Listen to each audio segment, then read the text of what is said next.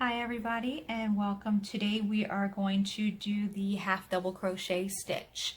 So today I have a number 3 worsted weighted yarn, and I am also working with a J hook. So we're going to do a half double crochet. So first we're going to start with a slip knot. If you would like to learn how to make a slip knot, I will link that video to the top for you to view a couple different methods for making slip knots. This is my personal preference. There is no right or wrong. It's whatever works for you. So we're going to make a slip knot by wrapping the yarn around our fingers twice. We're going to go underneath the first, over top the second strand, pull it through, and that's going to make our slip knot.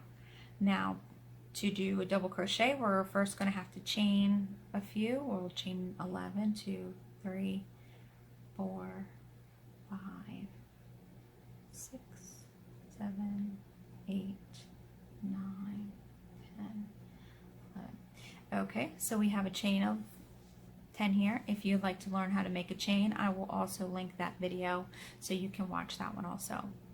Now, to make a double crochet, what we're going to do is we're going to skip this. We're going to skip this first stitch right here, and we're going to work in the second stitch. We're going to insert our hook into that front V. Nope, we're not going to do that. We're going to wrap our yarn around our hook. We're then going to insert our hook into that V. We're going to yarn over again and pull that yarn through. We now have 3 loops on our hook. We're going to yarn over one more time, and we're going to pull it through all 3 loops. We'll do that again. We're going to yarn over. We're going to take our hook and we're going to put it in the second V of our chain. We're going to hook our yarn, pull it back through. We now have 3 loops on our hook. We're going to yarn over again, and we're going to pull it through all 3 loops. Now you'll continue down each stitch of your chain.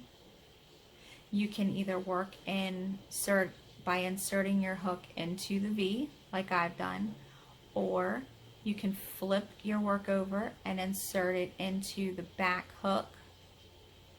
Either one is acceptable. It's your preference on which method you prefer better. So we'll do a few more this way, and then we'll do a few more in the back hump so you can see which method you prefer better. So again, we're going to yarn over. We're going to insert it into the next V. We're going to yarn over, pull it back through. We have 3 loops on our hook now. We're going to yarn over, and we're going to pull through all 3. We'll do this 2 more times. Yarn over, insert into the next one, pull it back through, pull it through all 3. Let's do one more. Go through all 3. Now the remainder of them we're going to work in that back hump, so you can see the difference between working in the V and working in the back hump. The stitch is the same, it's where you insert your hook is the only difference. So we're going to yarn over. Now we're going to flip our chain, and we're going to work in the back hump right here. Now my hook does not have a very pointed tip on it, so it's a little harder to get in that back hump. Hooks with a pointier tip are easier to get in that back hook, in that back hump. So we have our hook through the back hump. We're going to yarn over and pull it back through that hump. We have the 3 loops on our hook again. We're going to yarn over and pull through all 3. We'll do that for the rest of them. We're going to yarn over. We're going to put it in the back hump there. Grab our yarn and pull it back through. We're going to yarn over, pull it through all 3 loops. We're going to yarn over, put it in the back hump, the next back hump. Grab our yarn and pull it back through. We're going to yarn over and pull it through all 3 loops. 3, we'll do 2 more. We're going to yarn over, put it in the back hump. Grab our yarn and pull it back through. And we're going to yarn over and go through all 3 loops.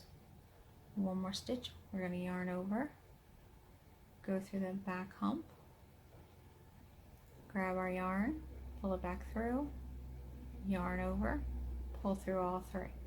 Now let me show you the difference in going through the V as opposed to going through the back loop.